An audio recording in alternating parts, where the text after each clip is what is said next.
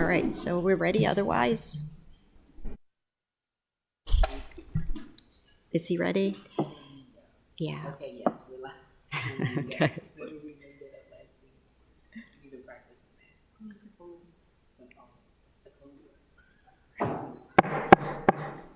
Good morning. The Finance Committee meeting is called to order on Wednesday, July 17th. I have 10:37. All members are physically present. And that being Alderwoman Finlayson to my right and Alderwoman O'Neill to my left. We, at this time, I'll accept a motion to approve the agenda or any modifications thereof. Madam Chair, I'd like to amend the agenda to include R 1424, Health and Safety, Annapolis City Plastic Bag Reduction Act. Second. Yes, I understand that the public isn't aware of that item on our agenda, so we'll add it. All in favor signify by saying aye. Aye. Aye. Okay, at this time, I'll accept a motion to approve the meeting minutes of July 3rd, 2024. Madam Chair, I will move that we approve the agenda as amended. Did we vote on that?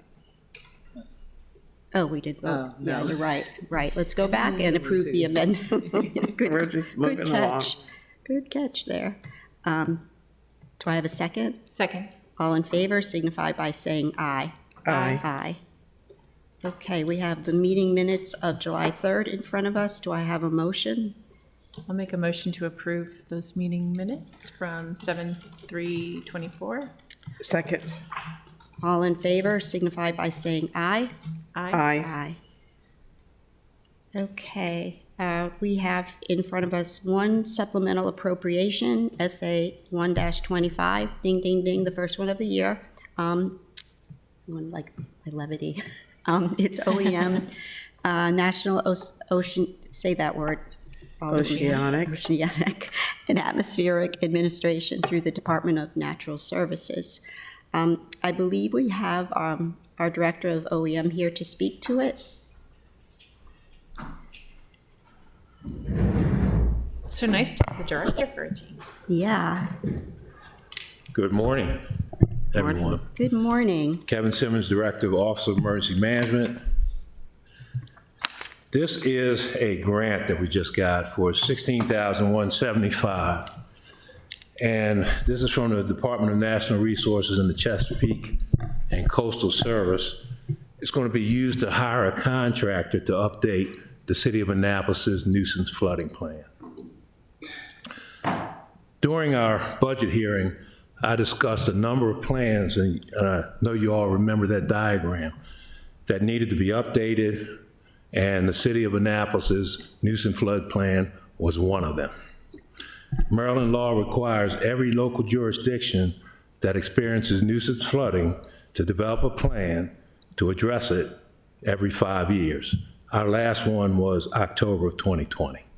So this grant has a match of $3,000, and that'll be satisfied with OEM salaries. Any questions? I have one.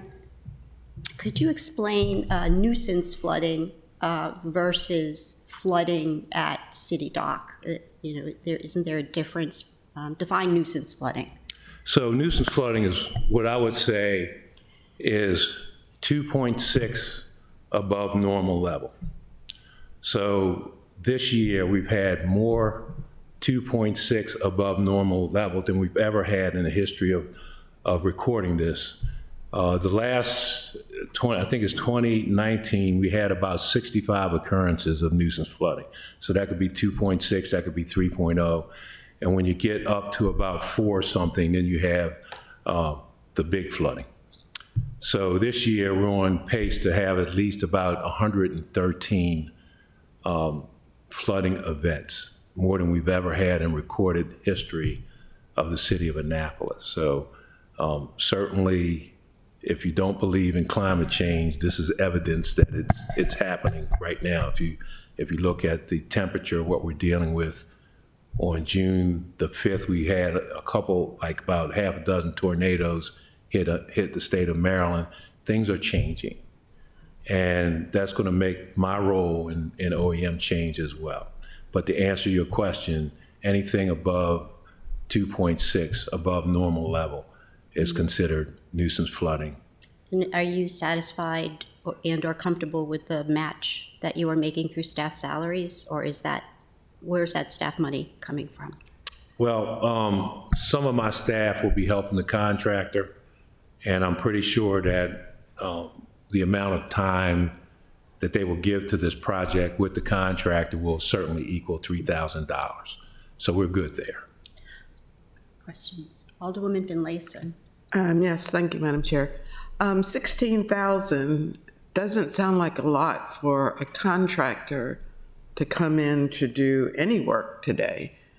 So is that going to be sufficient for this work? So the contractor we use, it's out of Cumberland, Maryland.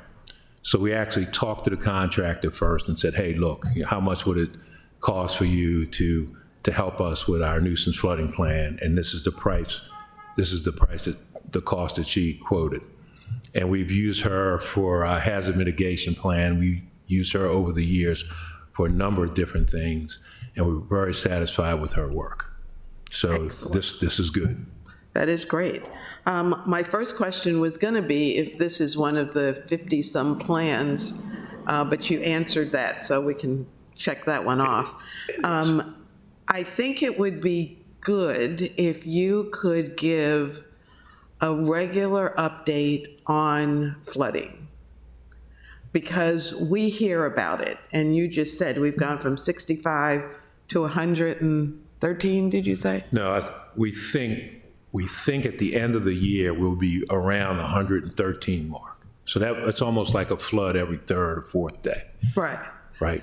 And I think that information needs to be published more frequently. You know, the folks who are impacted directly know something is up because there's more flooding. But I think universally that information should be out there that, yes, we're moving from almost doubling the number of flooding events in the city. So we hear it, like I said, but I think the public needs to realize that this is happening and the significance of it. It's not a 2 or 3 more. It could be potentially a 40% increase or more.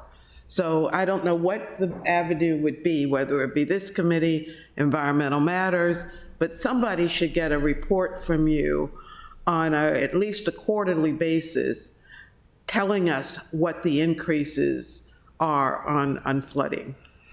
I'd be happy to do that. I guess, like you said, we need to figure out what venue is best for me to report out. So, Work session. thank you, Chief. Alderman O'Neill, do you have any questions? I'm going to get weird with my question here. We're updating the flood mitigation plan, correct? Right? The nuisance flooding plan. The nuisance flooding plan, Yes, ma'am. which hasn't been updated for a while. Well, we have one in existence, and we have to update it every 5 years. So we had one in 2020. Right. So this will be updating this one. We'll hope to have it done by 2025. Okay. But meanwhile, we have a $80+ million project underway to address nuisance flooding. So how are you going to marry up the report with what we're presently doing? Or are they not related? Do you know what I mean? It's kind of a chicken and egg. So yeah.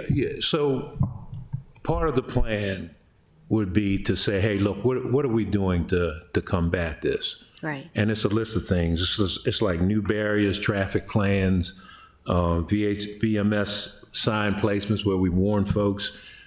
The city dock, the resiliency part Yeah. of city dock plan, which I understand is going to raise things by 6 or more feet. Correct. That's going to significantly cut down on the flooding. Correct. And that'll probably be a part of the plan to say, hey, look, going into the future, Okay. we have a plan to do X. Okay. And if we do X, that will cut down flooding by whatever percentage. And, the big thing is if we don't do anything by 2050, we're going to have a flood like we had in January, the big flood, once a day. Yeah. So the big we're moving in the right. project, Yeah. The we're moving big in the right project direction. is probably more applicable to the hazard mitigation plan. Would that be a fair statement? That would be a fair statement, but it also applies to the nuisance flooding plan, because if you can imagine, if we completed the city dock project, especially the resiliency part of it, Yeah. then, will we be here talking about that? Yeah. So my argument is that's why it's so important to update these plans, because we're basically doing work prior a plan being completed. It usually is the other way. You have a plan and then you do something. We're doing something on an older plan. So that's why there is this urgency in updating the plan, and we supported that in the budget, so. And I'm hoping that we even talk about the trip to the Netherlands, because that was a mitigation. Yeah.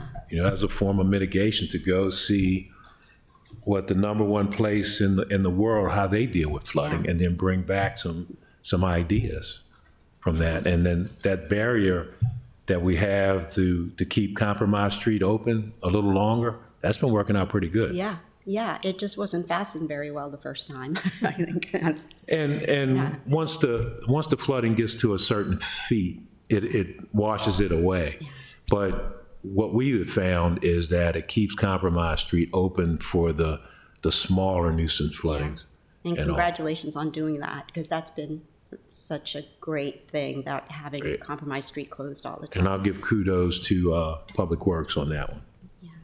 Okay, so, Madam Chair, may I add a comment?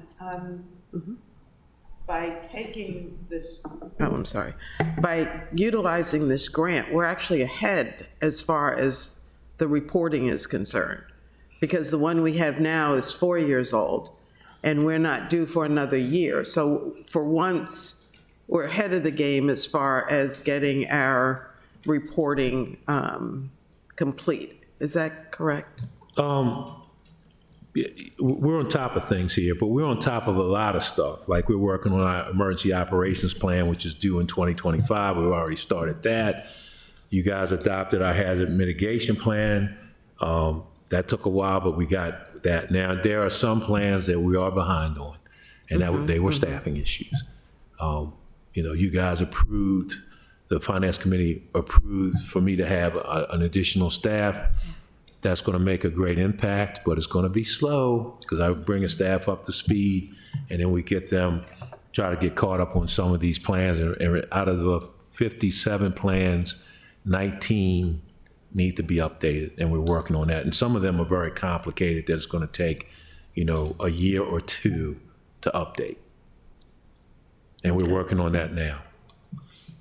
Thank you. I have one quick question. Alderman O'Neill? One quick question. You talked about speaking with the contractor that you're hiring. Is this a contractor that you'll also be continuing hiring as you have opportunities? Is it the same? Yeah, I think it's Smith and Associates, if I'm allowed to say that. And Jenny does a great job. She does a great job. Our hazards mitigation plan was pretty much done by Smith and Associates with our help. And it passed FEMA on the second time. First time, FEMA had a couple things to say about it. We corrected it, and they have approved it to go before the council, and the council adopted it right away. And because we have that plan adopted, that we reach out and get these FEMA grants. Most notably, we got one coming for $33 million. And it's because of the hazard mitigation plan. Yeah, So these plans are important. yeah. Important. Great, thank you. Okay, before I entertain a motion, I forgot to mention, this is so great that, somebody in your office went to NOAA, right? And got this grant. That's pretty cool. You know what I mean? Who would think that you'd have to go to NOAA to get a grant? And the Department of Natural Resources as well. I want to give them a shout out as well. You're definitely going outside your, going outside the box and But, trying to get this money. think about it. Think about all of the money or all of the costs that's not put upon the taxpayer. Right. And that's what we think about when we go for these grants. Yeah, it shows in the revenue side of the budget, yeah. Well, Madam Chair, we work with NOAA pretty regularly, I believe, and I know that I believe that they recognize our department as very significant. And I think you even lost an employee sometime in the past to know it, did we not? I lost employees to everybody. I'm the training ground for the federal Yes, government so- and all of these. But, you know, it's all good. It's all good. You know. So, All right. Thank you. Do I have a motion? Madam Chair, I'll move that we give a favorable recommendation to SA 125. Second. All in favor signify by saying aye. Aye. Thank you, Director Simmons. Thank you, Finance Committee. Appreciate your support, as always. Always. You got it. All right, next we have legislation. We have two resolutions. First one is we postponed action last meeting, R14-24, because the ordinance was a little bit ahead, or behind, I should say. And we were a little bit leery to approve the resolution when the ordinance was still subject to amendments. So I believe that ordinance will be on second reader Monday night. It did go through rules, I believe, environmental matters. Yeah, it did. Yeah. And it's on the agenda. I think I Yeah. looked at it. So is there anyone here to speak to it? I don't see Guild or, what's that? What'd you say? What? R1424. Jackie, yeah. Well, Madam Chair, may I? yes, I'm looking at the fiscal impact note. okay, And I think we've seen this a couple of times where yeah. we can't determine. Is there a way to come up with some estimates or guesstimates? I mean, we've added this feature to our legislation so that we would have some idea of what the cost is. And I don't want us to get into a habit of saying, well, we can't figure it out. You're speaking specifically of our enforcement cost?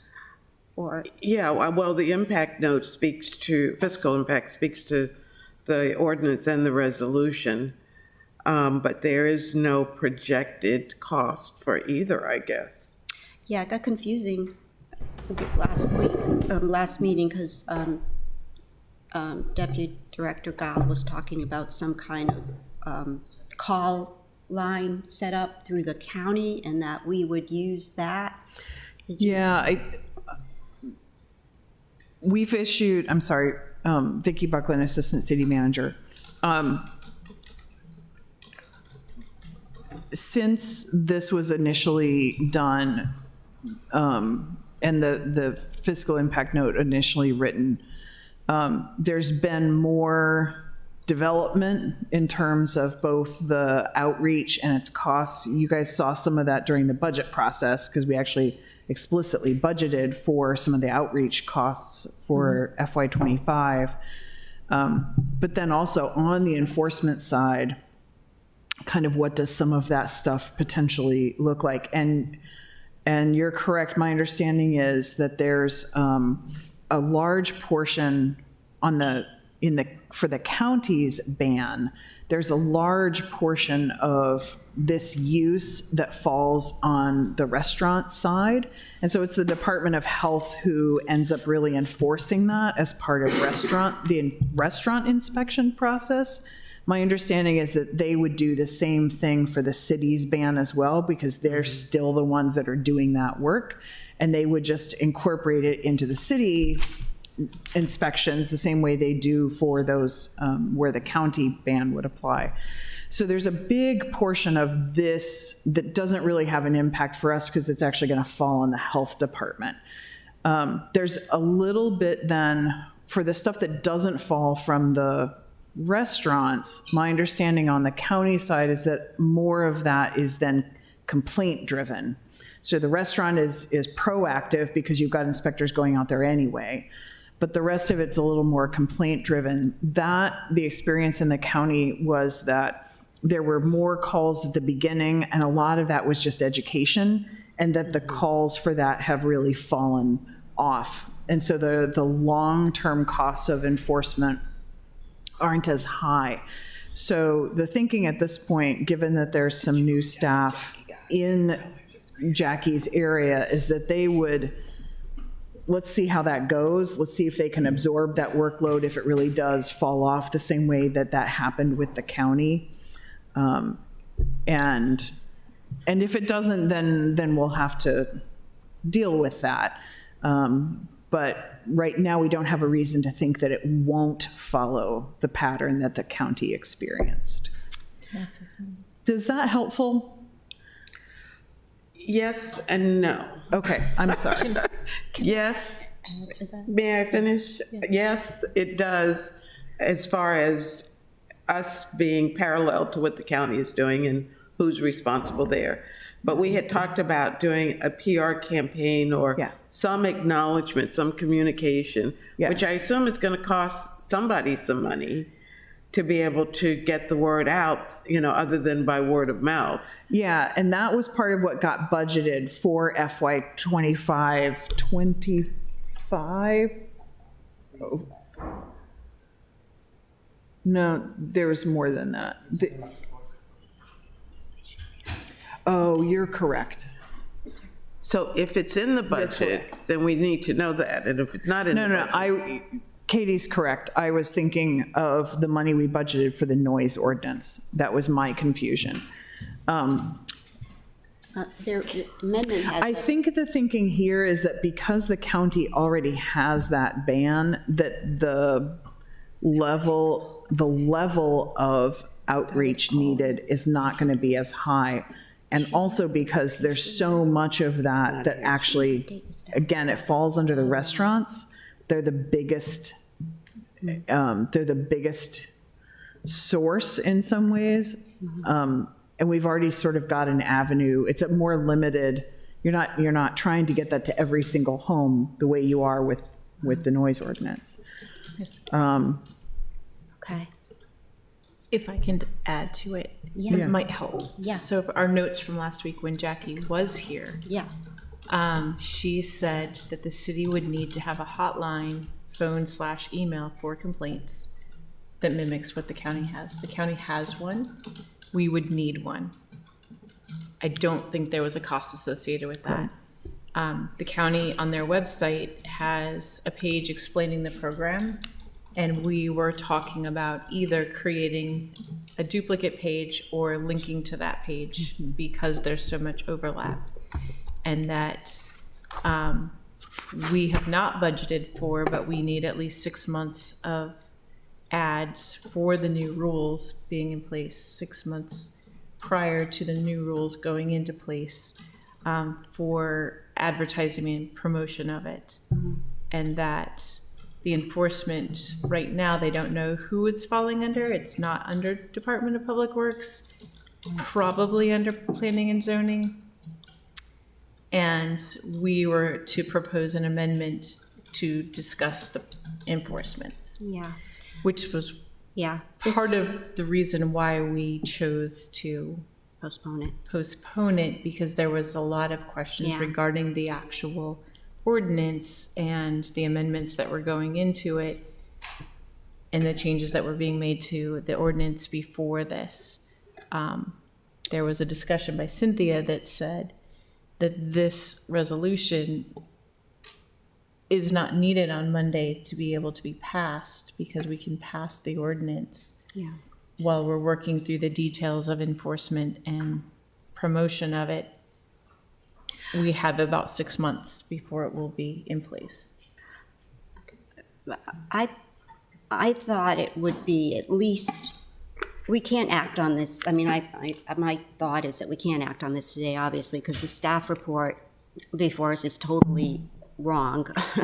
And so I understand what was said and probably in the minutes, but I guess a lot has to be worked out. All I do know from the budget is that there was an amendment passed that gave us money for bags. $5,000.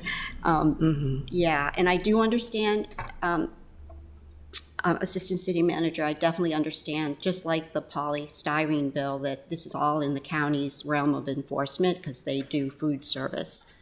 That's important to note. But this whole thing with the website and enforcement and right now on record, it's in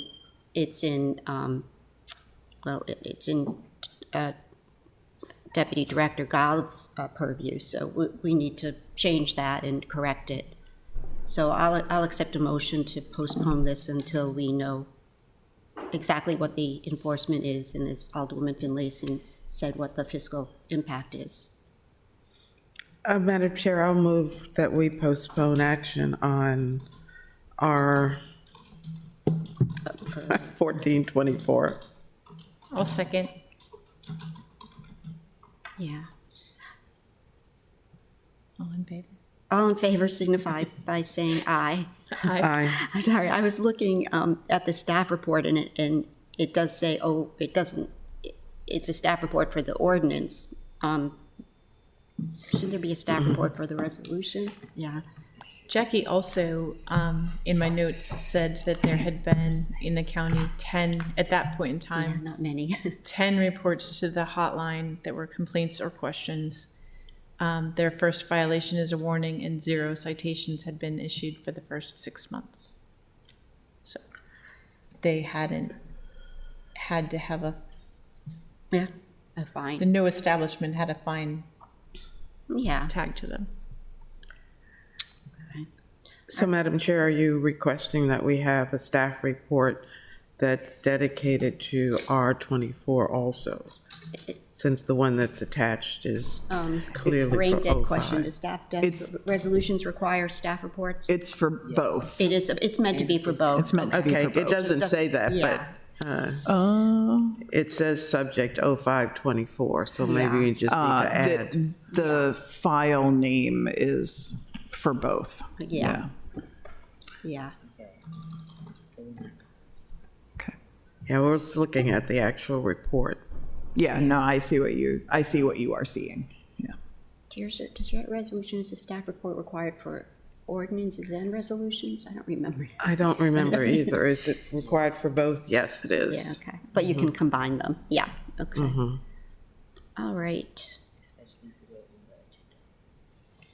Next is R 34-24. It's kind of a weird description because it is about a specific event. It reads, for the purpose of authorizing hawker peddler and itinerant merchant sales in the historic district in conjunction with certain special events during calendar year 2024. There's nothing added to this since we last reviewed it. I think there was just some concern on how did this evolve, for lack of a better way of putting it. And I think that's probably, I see, do you want Director Johnson. Director Johnson to come up? Are you here for this, I assume? Family Day? Yes. Yes, This okay. isn't Family Day. It isn't? This isn't Family Day. Oh. This This is is Wine and the Brine Wine and Festival. Brine Festival. Oh, sorry. Where's, okay. He's here for the general discussion. Oh, on fee waivers. Okay, my bad. I was going to say the title looked kind of weird. Okay, yeah, I should know this. I'm probably sponsoring it in my own. Sorry. This is what we do every year to give approval. The Historic District does not allow food trucks or that unless we do this every year per the special event code. So let me just make sure this is complete here.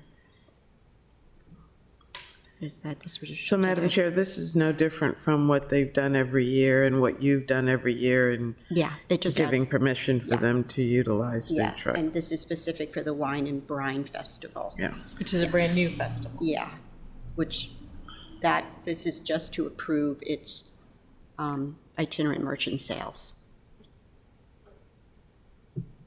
So this is a new festival then? I thought I just I'm not heard. sure if is it new this year? This doesn't speak to that. This just says it has, I assume must have food trucks or vendors or what have you. It is a brand new event this year. Yeah, it doesn't sound familiar. It's being hosted by Peak Events. By who? Peak Events, who does Okay. a lot of sport events and pickleball tournaments. And Well, I don't, any objection or any comments? Otherwise, I'll entertain a motion. I know that I'm in the minority on it, but I believe that we do our city a disservice when we bring a bunch of people and then bring a bunch of outside vendors that pay a fee to a for-profit entity to be able to sell beer and wine when our restaurants and our retailers are begging for more business. So, Yeah, I'm not, oh, I see, because it's wine, right, yeah. I'm used to like the boat show where they have the hot dog vendors and stuff like that. Did we approve this? Obviously, we must have approved this event via resolution. I'm gonna have to check that. Is there a way to Have check? we had, you just said that this was a new event, so I'm not sure how we would have. This is just for the itinerant merchants. My question Right. is whether or not we approve the event under separate cover or under separate review. No, but it does say that they will pay all special, all fees associated with the special events. Right. Okay, so it didn't come before us because that would be a waiver. Yeah, okay.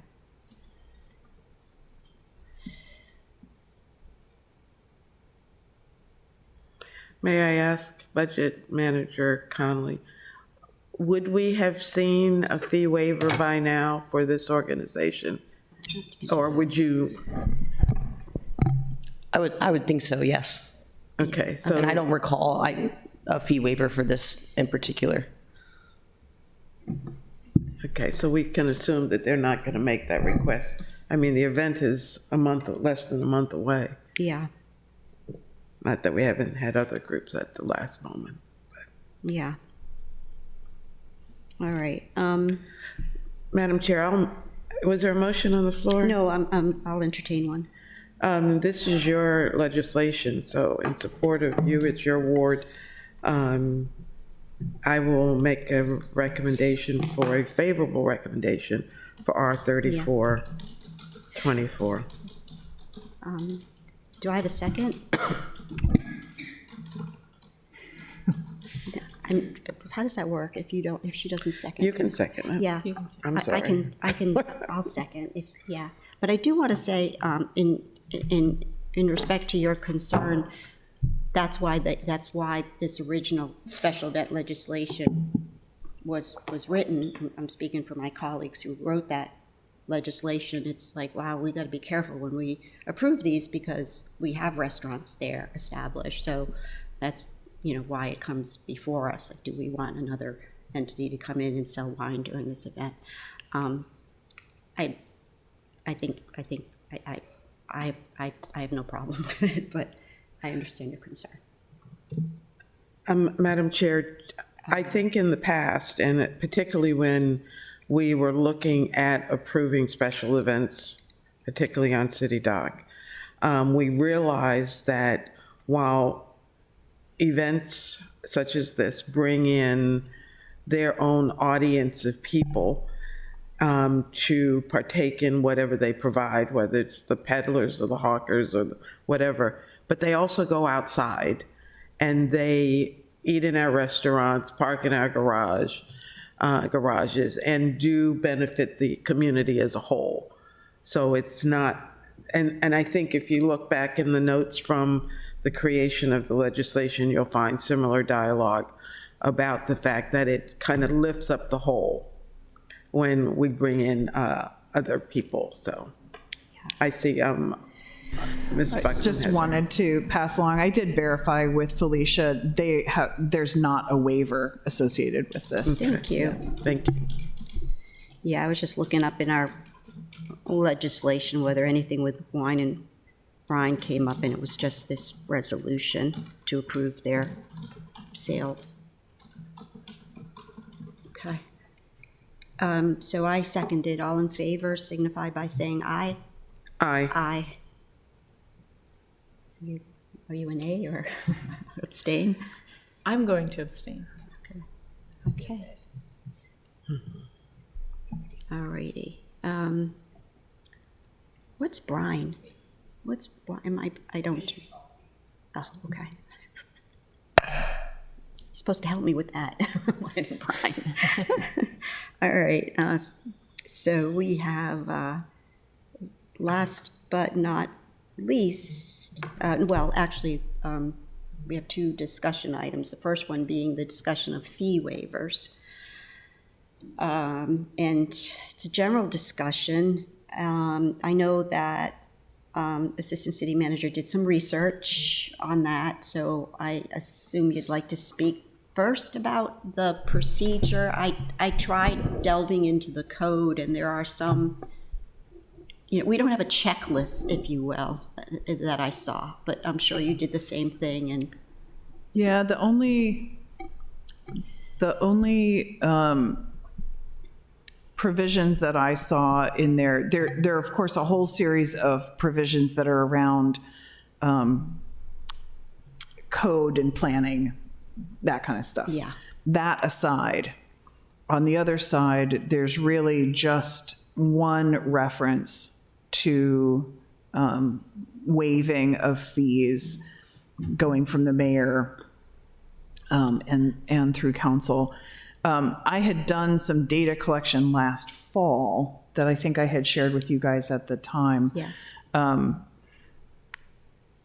And I think that the general consensus has been that kind of where we're at is trying to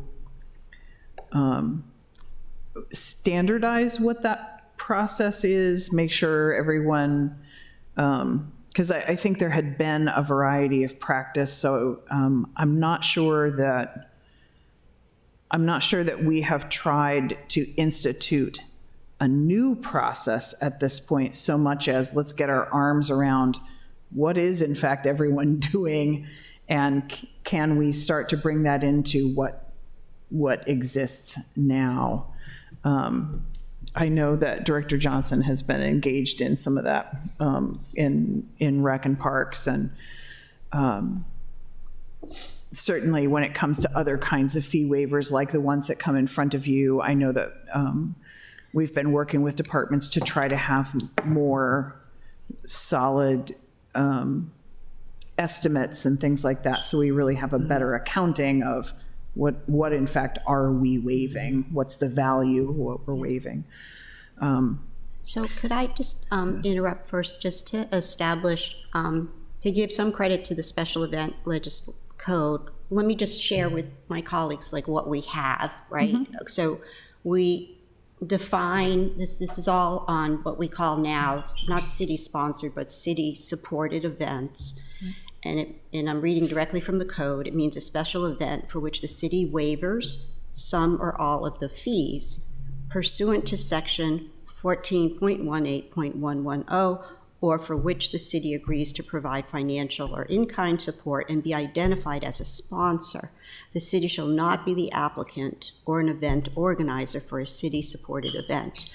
When you go to 14.18.110, which it references, it just says, as Assistant City Manager alluded to, it's called exemptions from fees,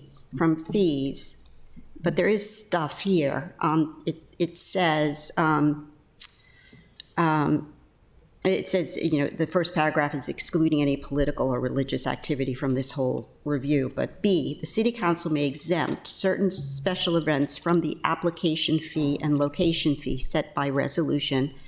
And in doing so, that's interesting. So doing or doing so, shall consider 1, the nature of the special event, 2, the nonprofit status, location, resources, and mission of the event sponsor applicant, 3, the extent of commercial activity such as sales of food, goods, or services, product advertising or promotions, or other private sector participation in the special event, and 4, I love this one, other factors as a city council may deem appropriate.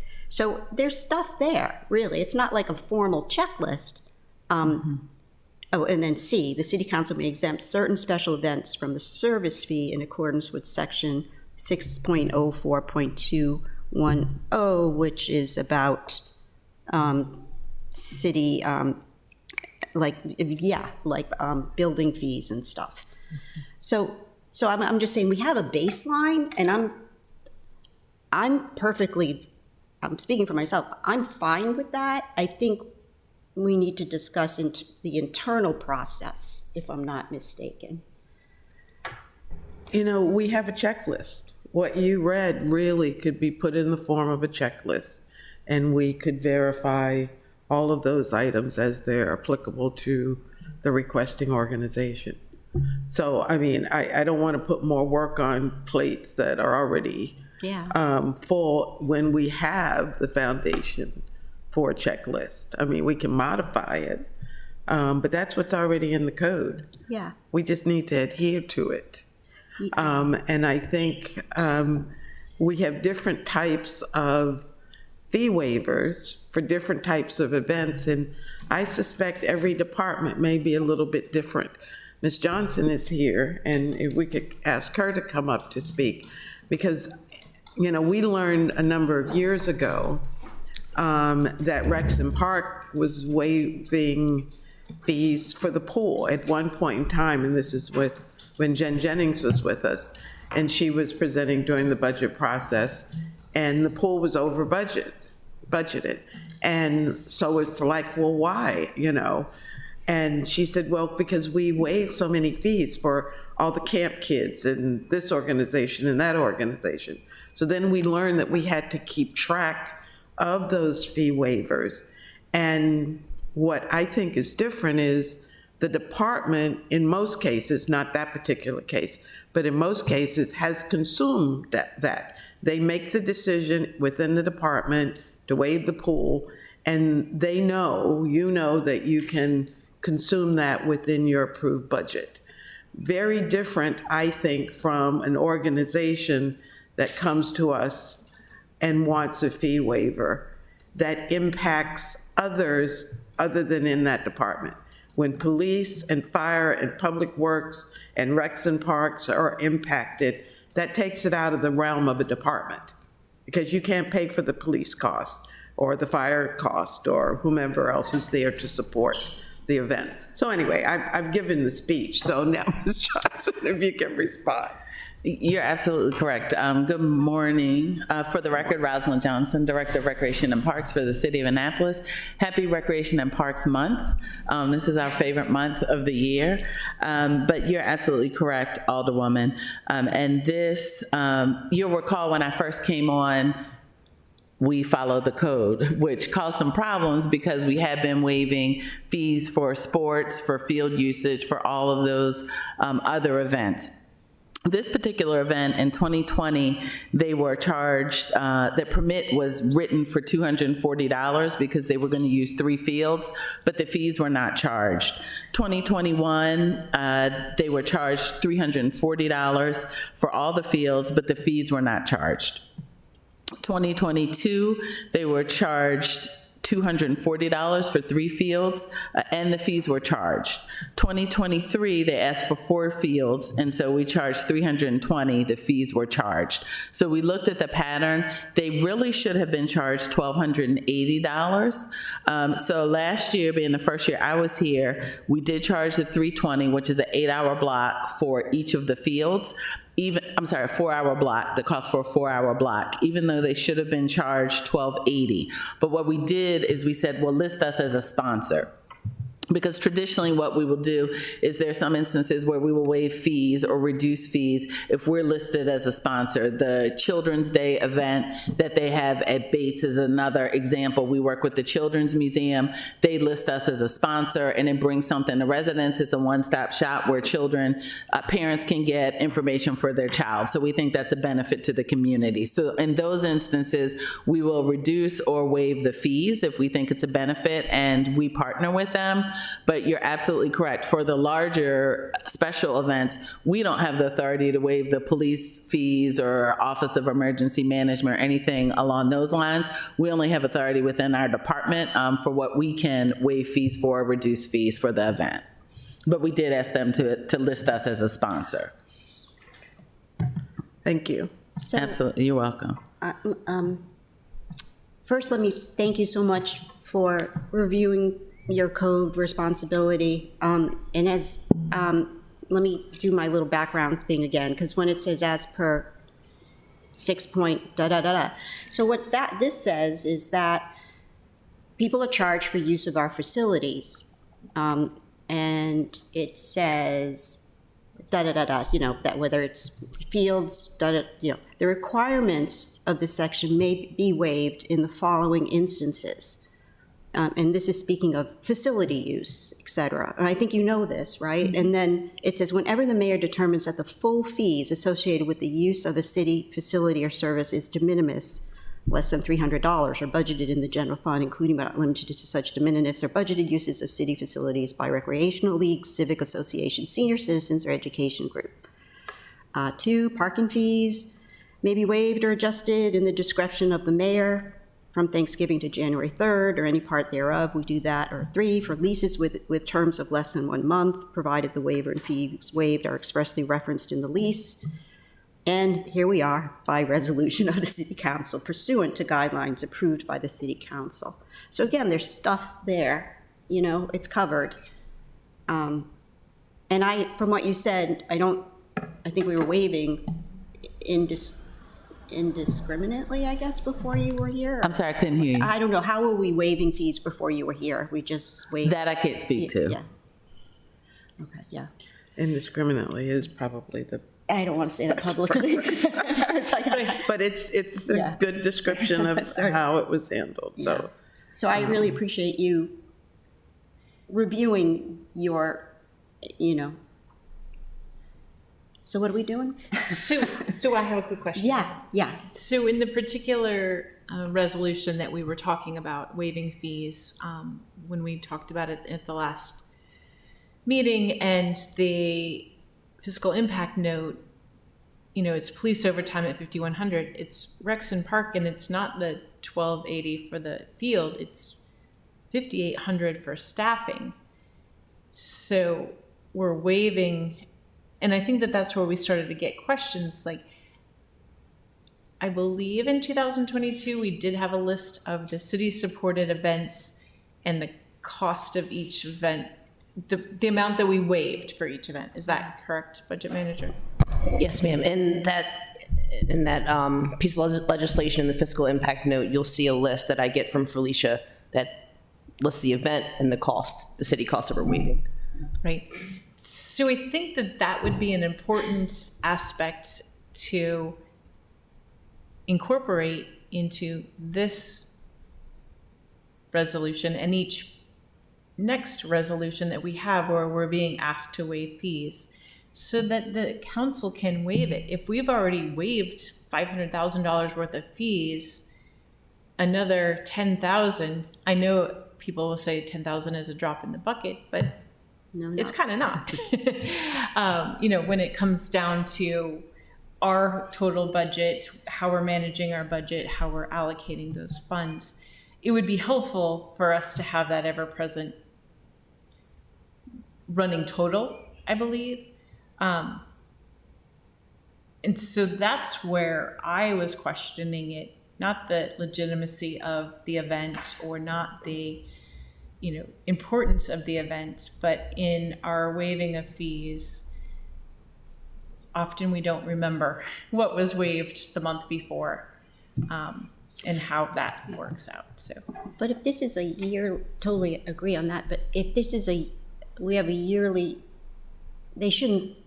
we should basically, that's why we have this list, so that we know, or we can estimate how much each year we're waiving fees based on this list. So we're adding one, so we should know that what we're adding to. But Exactly. Madam Chair, we didn't add it. We chose to approve it for this year. Oh, that's And was the correct me if I'm compromise, wrong. yeah. But it's not right, yeah. a waived event. Yeah. And we will be looking at it Right. for the future. I thought that's how we Yeah, left that's it. what That's you. how it was Yeah, left. because My- your proposal On the floor, my on the amendment floor. was Yeah. to You amended it waive to- it for this year due to the Okay. time constraints of the event. So to that it your can move point, we would reconsider possibly adding it as a yearly event once we know or get a handle on what we're waiving to date.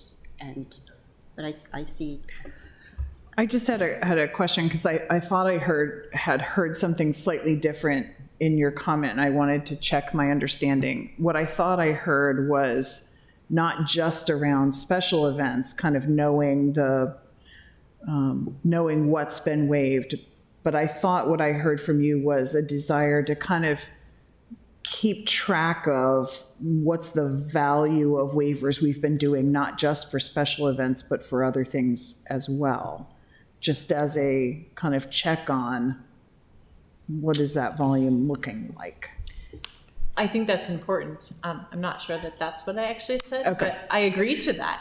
This is why I asked. think that it's, as we look at, year over year budgets, Yeah. and, in 2023, it may have been appropriate for us to waive $100,000 worth of fees for organizations.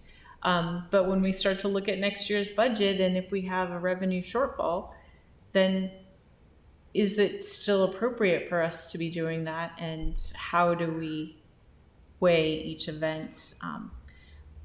Another concern I know that several people had was that this event was applied for in May, and we were seeing the fee waivers in July.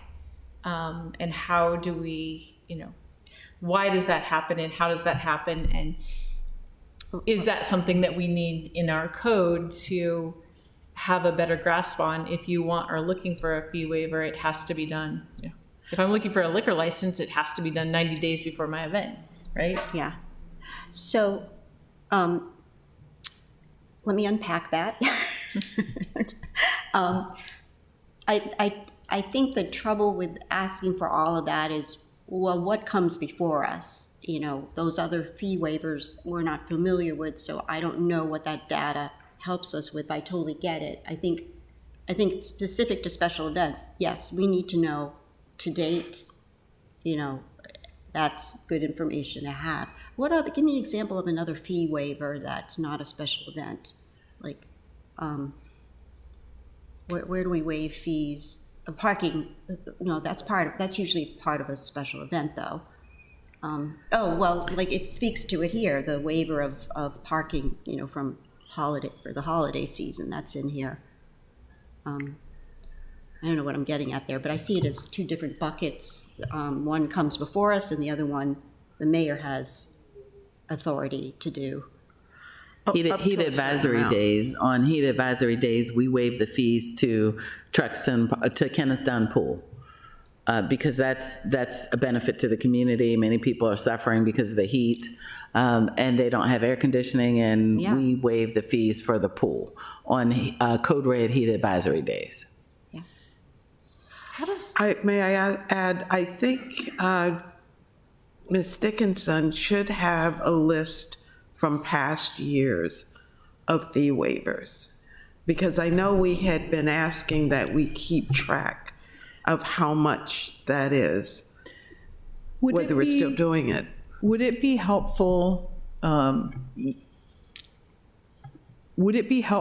if, so like this next year, when that particular resolution comes before you that lists, here's the events, would it be helpful to include like how many years has this event been on the list, or information like that that gives you a little bit of history, or I think not so much? I think it's helpful. I don't know how that would impact decision making. Okay. Do we need to pull one off that's been on there for? Yeah. No. That's totally fair. Well, I think I'm it's, just not sure how. I'm sorry. I think it's important to have a historical context. And we want the organizations to come to us to be in good standing, whether it's financially or in any other respect. If there have been issues in advance, we should know that. And we should have their documentation. The staff report that accompanied that legislation said absolutely nothing. It only regurgitated what was in the legislation, which is not a staff report. That's where we needed to delve into who this organization is and to whom they're serving. And what is a nonprofit? Is an LLC considered a nonprofit? I don't think so. It's not a 501c3. So we should know those details when we're considering. It's, and that's in the code. I mean, maybe we do follow this format in the staff report. I'm looking at exemptions from fees under the special event legislation. You know, one, the nature of the special event, two, the nonprofit status. And let me speak to that for a second. It doesn't, this whole, you know, nonprofit versus for-profit, I'm just assuming that we waive for nonprofits, but doesn't specifically say that. Is that just, do you know what I'm saying? It says the nonprofit's status. So We need to doesn't say assume it, but it's- for-profit status. Yeah, so it's inferred. Okay, that's the way I read it. I'm just want to make sure that, because that question always comes up, and it's like, no, that we want to check to make sure that they're nonprofit. So we ask for the nonprofit status. Do you know what I'm saying? What's wrong with just following that format for the staff That's what I report? said. We have a checklist. We should just Yeah, use it, you know, instead of trying to reinvent it. but In the that fiscal part of case- it, though, the fiscal part is what we need. Right. In that case, this particular event, did we find that it's not a nonprofit host? That's what I was told. It's a for-profit host. Okay, so that's an issue. So, And I do apologize because I missed the last meeting and I Oh, did not know that that was addressed because that was my understanding. okay. That's why it has So- item 4, other So factors. it's a good idea that we amended it to Absolutely. only approve for this Absolutely. year, because then Yeah. we are Oh, yeah. not tied to a wrongdoing on our part. Yeah, that was a good call. That was a Absolutely. good floor amendment. Okay, yeah. Okay. Yeah. So, you know, I think let's follow, the staff report follow this, but then we still have to address the fiscal analysis. And that would be to date, about year to date, if it comes, or no, it will come before us. The It's not yearly gonna- list will come before us. Correct. Yeah. And then anything new on the list, Would have. we would right. have to have Yeah. the total from the resolution. Because I don't want to have to go back and look it up myself. But, so let's just talk about that real quickly. The yearly list, and I might be wrong, but it just seemed low. Did you remember that? Just by memory, it's like, wait a minute, are we, like, what do we count?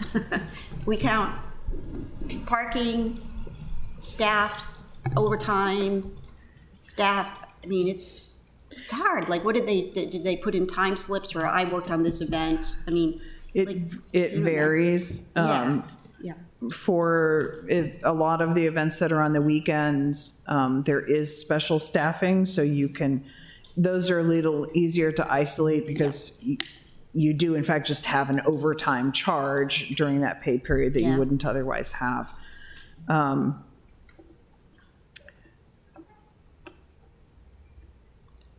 Depending on what the situation is, for example, a fire department might have a special sign-up list for coverage during that period, for example, so that you're not decreasing the rest of the coverage across the city, but you've got Yeah. extra coverage for the event. Yeah. And so they do maintain records like that. yeah. Well, what I'm worried about is in light of recent security concerns, and I'm seeing it too. I mean, on Juneteenth, you know, you see 3 police cars, you know, at one intersection there all day. Sometimes we bring in a DPW vehicle. Now, I think we should reevaluate what you know, yeah, I'm sure it's substantial. Yeah, and I'm not going to claim we Yeah. capture all of it. That was one of the Yeah. things when I was pulling that information in the fall that struck me was that not everything was there. Yeah. And some of those estimates had been the same Yeah, for the past couple of years, and Yeah. I am quite certain that our oh, absolutely. our salary costs have not been flat over that time period. So that was one of the things that came out of that for me was the need to revisit those estimates to your point. Yeah, And yes. can I? Yes. Sorry. Thank you. you found And I would say this. I know I just pulled it up and I remembered because I took notes on it when we were discussing it back in January. For instance, I'm going to pull up let's see,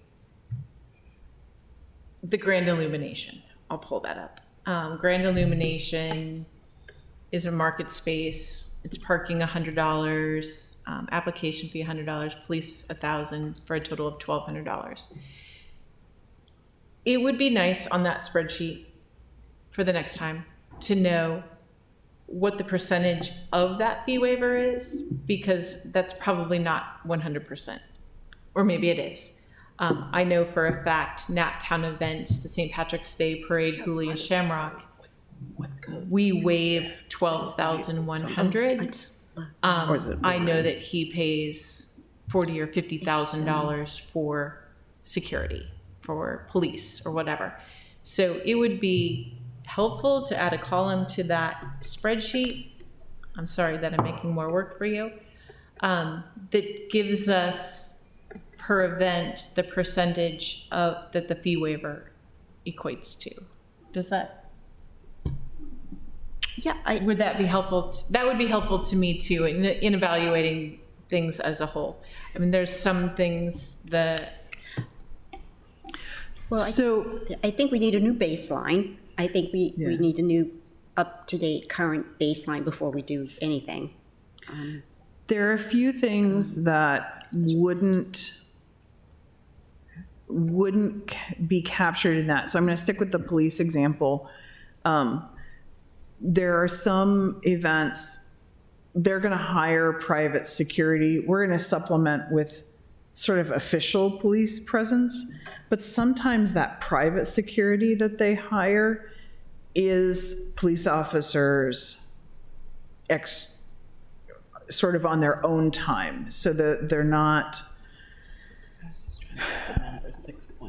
that wouldn't be included in the fee, because that's not the city of Annapolis providing police coverage. That's them hiring private security, which happens to be.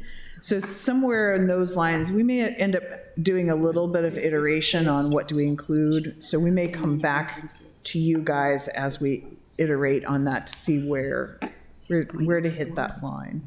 Right. And I would think that for me, it's most important to know what the city's total cost is and what we're waiving. Yeah. So that, I mean, for instance, I'll compare the St. Patrick's Day against the Juneteenth parade and festival. Those total fees are $36,000. So I'm assuming it's a higher percentage of fees waived. But maybe my assumption is wrong. Maybe Okay. I don't. So the I'll certainly go back and assuming have a that- discussion with Felicia, and probably Katie and I together. We'll go have a discussion with her about that. When we made, checklist. That's what I was. just come back to you guys just to sort of a mock-up maybe. Yeah, I appreciate that. I think it's important that, the whole process is identifiable. There's if there's a formula that's used, or if it depends on how the organization is requesting, what they're requesting versus what the city is waiving for them. I think it would be helpful for us to know that as well. Okay. Thank you. May I? Yes. Alderman Finlayson. I think we're going to get into requiring more information about the organizations.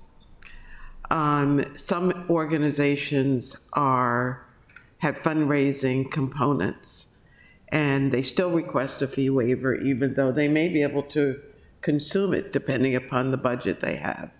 And then there are others who have no budgets and rely totally on fee waivers. I would say that, Juneteenth is growing, but in its earliest stages, there was no budget. They have fundraising to try to cover the cost, and they still do that.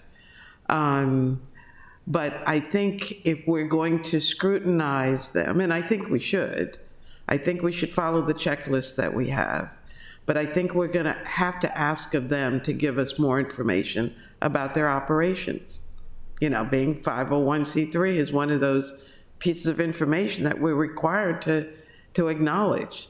And that would fall on the sponsors to provide that to us. I think we've become an open door. And so now anyone who wants to have an event feels that they can get their fees waived. And I think that's misinformation out there. We have tried over the years to include those things that would enhance our community.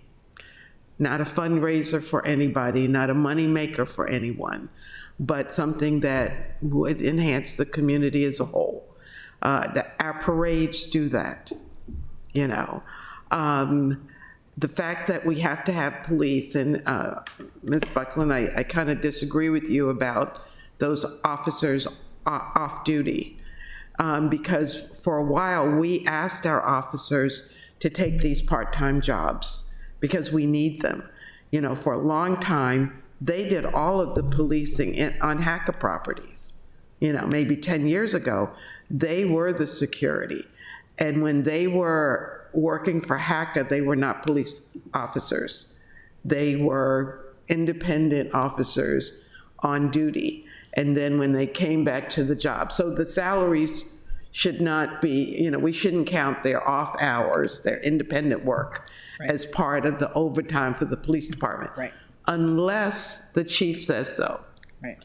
And so I think we have to rely on our department heads to tell us what of their budget is overtime and what of it is not.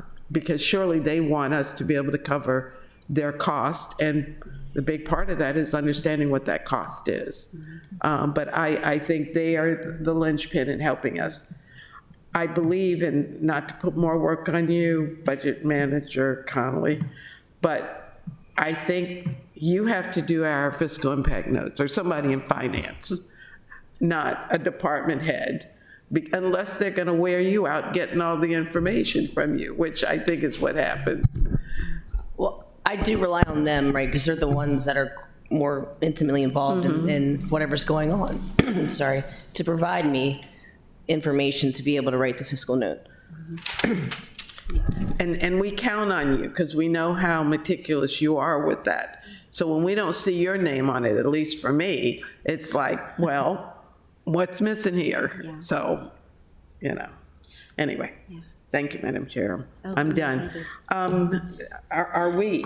Well, I just want to clarify, I didn't, you know, my point was, regardless if it's Juneteenth or the St. Patrick's Day Parade or any of them, I believe that we have increased security for good reason. Everybody should feel safe. I feel safe when I see, you know, our police there. So I definitely support a reevaluation in the current, you know, atmosphere. I'm sure we'll see higher numbers.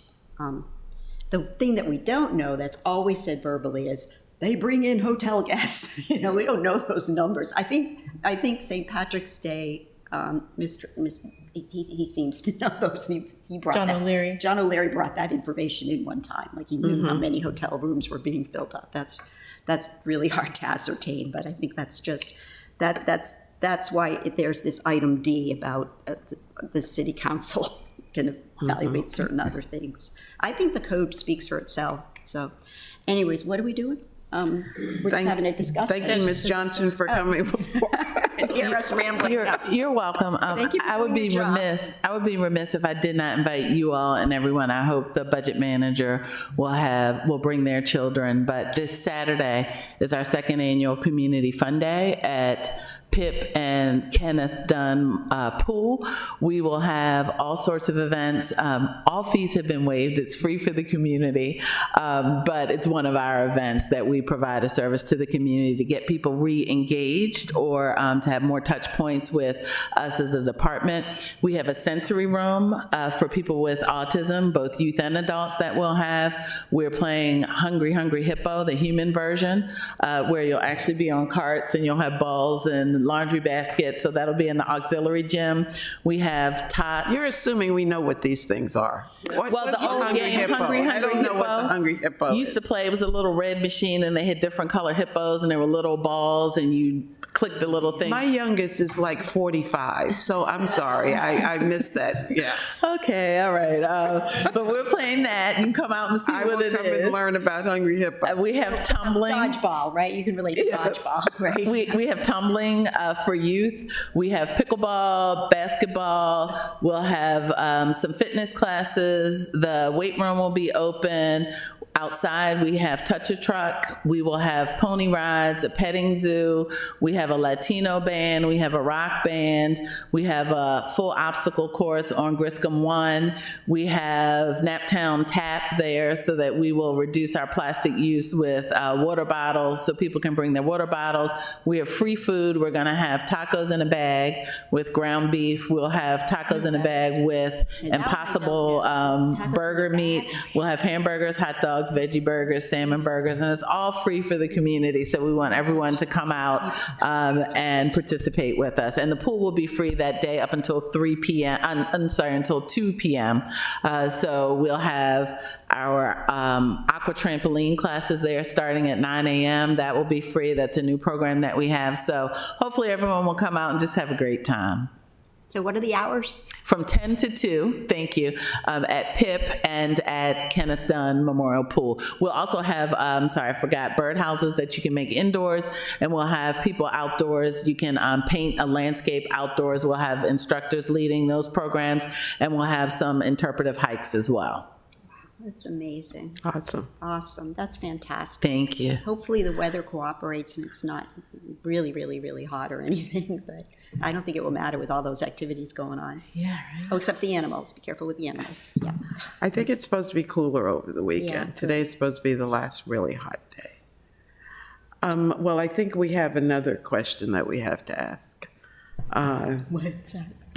about the Harbor House pool. Can you give us an update? Sure, happy to do that. Harbor House Pool, we're looking at a Friday opening date. We were trying to open today, but the pool is green. So Jennifer and 2 other staff people are over at Harbor House working with LaRon Fisher to try to get rid of the algae and get the pH and the levels back to where they need to be so that it's safe for everyone.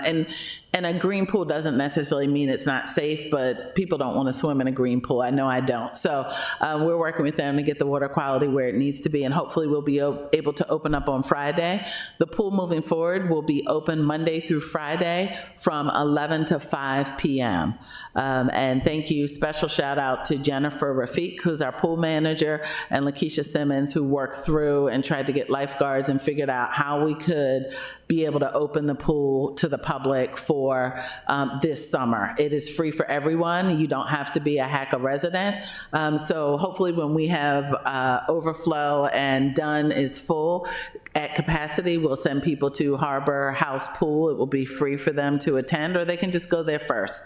The pool is a very nice pool, and it's not the same as Kenneth Dunn. I'm a little partial, but it is a very nice pool. How many lifeguards then will you have? So we will have 2 lifeguards there at all times. Ideally, we wanted 3, but the numbers have traditionally been low. And our goal is to open up the pool to have more, not public water access, but water access and ability for people to stay cool during the summer. Can we plan for next year now ahead of time, like so that we're not under the gun? We'll Well, I do want to thank council and our city attorney, Mr. Malinoff, the city manager, for working through, and council for giving us the money in our budget. That is not one of the pools that we have been tasked to operate. It's not our property.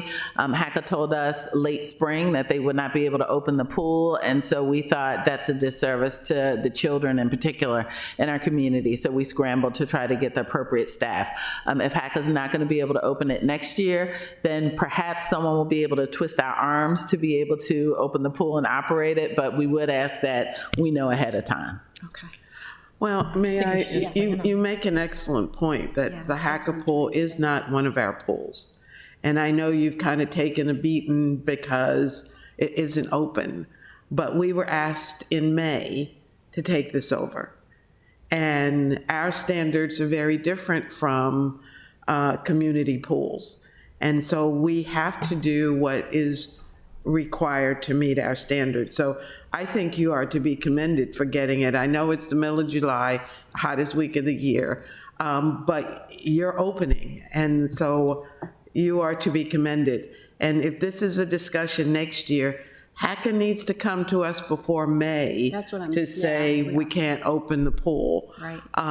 And then put all the burden on us when, it's their pool. And so I think you and your staff are to be commended for getting it open at all, and this week particularly, so. Thank you. Thank you. And I often talk about my team. I'm fortunate to just have an amazing team who worked really diligently. This is extra work for Jennifer Rafiq, and she took it on. She said, okay, we're going to get it open. Let me figure it out. Give me some time. She reached out to so many potential lifeguards because there's a national shortage for lifeguards. So she was able to put it together. So she's really the hero here, the shero. Great, yeah. And we're going to have lifeguard training earlier, so these senior citizens that know how to swim but have to be certified. Yes, we're going to start, we want to start a program in the schools, Guys Who Save Lives and Lady Lifesavers, so that we can get the youth involved all throughout the year. We'll have to partner with Anne Arundel County, their Riva Pool, so that maybe perhaps we can do classes and have programs. And we'll have some things that they can do at Kenneth Dunn. So by the time, at PIP, so that by the time we're ready for summer, they will pass their lifeguard test. Great. We're Thank you. 17 miles of shoreline, so we need to grow our own lifeguards. Every child needs to be water safe, and every child should know how to swim. Yeah, how's that going with swimming lessons? So our swimming lessons, we have more swimming lessons than ever before.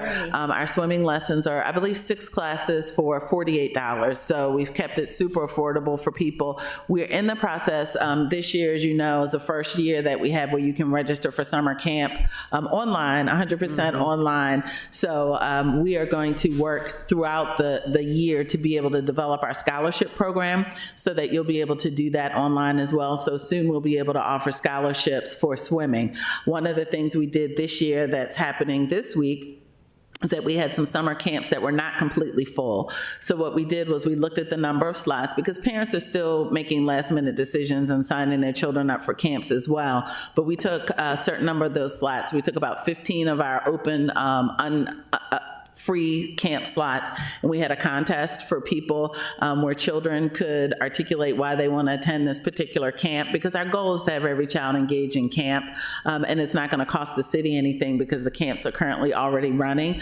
So we said, well, let's fill these slots with youth who otherwise wouldn't have this opportunity because they might not sign up for a STEAM soccer camp where you're looking at the angles of how you kick the ball and all those other things, or they might not have signed up for a fencing program because their parents could have said, I'm not paying for you to take a fencing program. So we did open that up this year, and this is the first year that we did that. So we're excited about the opportunities to get our youth here in the city of Annapolis involved in constructive activities during the summer. Yeah, thank you so much. You're welcome. Thank you. Okay, well, the last item is a finance department update. We are honored with your presence. Yes, Katie Connolly, Budget Manager, filling in for Judy Dickinson, Finance Director. Just some departmental updates. All of our budgets should be reflected in Munis now. I have the capital budget, the adopted capital budget book under my review, and then it goes to Jody's review, and then we'll probably ask Vicki to review as well before we put that on the website. Operating book historically just takes a little bit more time. We also, departmentally, right, we're going through year end and new year transition, so there's a lot of work that's done at that time as well. So that's kind of pushed the final operating book back a little bit. The accounting team is prepping for the ACFR and the audit for this past fiscal year. We've filled some positions. We have a new senior accountant, starting August 15th. Some of us are planning to move across the street to fill, because we're out of space temporarily until we find a an office space for majority of the city down here, city employees down here.